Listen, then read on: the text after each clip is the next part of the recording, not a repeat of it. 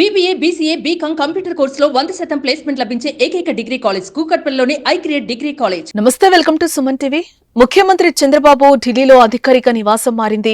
2 రోజుల హస్తిన పర్యటనలో కేంద్ర హోంమంత్రి అమిత్ షాతో చంద్రబాబు భేటీ అయ్యారు. కేంద్ర బడ్జెట్ వేళ రాష్ట్ర అవసరాలపై చర్చించడం జరిగింది.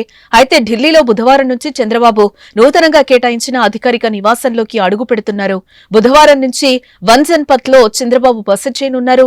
నూతన నివాసంలో పూజల తర్వాత చంద్రబాబు అధికారికంగా ప్రవేశించనున్నారు. కేబినెట్ భేటీ అనంతరం ఢిల్లీకి వెళ్లిన చంద్రబాబు హోంమంత్రి అమిత్ షాతో భేటీ అయ్యారు. గతంలో ఇతర మంత్రుల ముందు ఉంచిన విన్నపాలనే ఆయన మరోసారి అమిత్ షాకు వివరించినట్టుగా తెలుస్తోంది. ప్రస్తుత ఆర్థిక సంక్షోభం నుంచి గట్టెక్కడానికి రాష్ట్రానికి కేంద్రం ప్రత్యేక సాయం చేయాలని అమిత్ షాని కోరినట్టుగా చంద్రబాబు తన అధికారిక ట్విట్టర్ అకౌంట్లో పేర్కొన్నారు. విభజన చట్టం అమలు, అమరావతికి సాయం, పోలవరం ప్రాజెక్టుకు నిధులు కేటాయించాలని విజ్ఞప్తి చేశారు. చంద్రబాబు ముఖ్యమంత్రిగా ఉన్న సమయంలో ఏపీ సీఎం నివాసం కోసం కేంద్రం కేటాయించిన వన్ జన్పథ్ భవనంలోకి ముఖ్యమంత్రి హోదాలో అడుగుపెడుతున్నారు. 2014లో తొలిసారి అధికారంలోకి వచ్చిన సమయంలో ఈ నివాసాన్ని చంద్రబాబు కేంద్రం కేటాయించడం జరిగింది. అప్పట్లో పలు కారణాలతో చంద్రబాబు ఈ నివాసంలో ఉండేందుకు ఆసక్తి చూపించలేదు. 2019లో ముఖ్యమంత్రి అయిన జగన్ ఢిల్లీకి వచ్చిన సమయంలో ఈ అధికారిక నివాసంలోనే ఉండేవారు. ఇప్పుడు చంద్రబాబు తిరిగి ఆ నివాసంలో ఉండేందుకు అంగీకరించారు.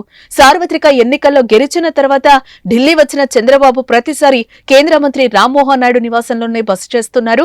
ఇప్పుడు తిరిగి వన్ జన్పథ్ లో చంద్రబాబు కోసం కొన్ని మార్పులు చేశారు. ఈ రోజు పూజల తర్వాత చంద్రబాబు అధికారికంగా తన నూతన నివాసంలో అడుగు పెట్టనున్నారు.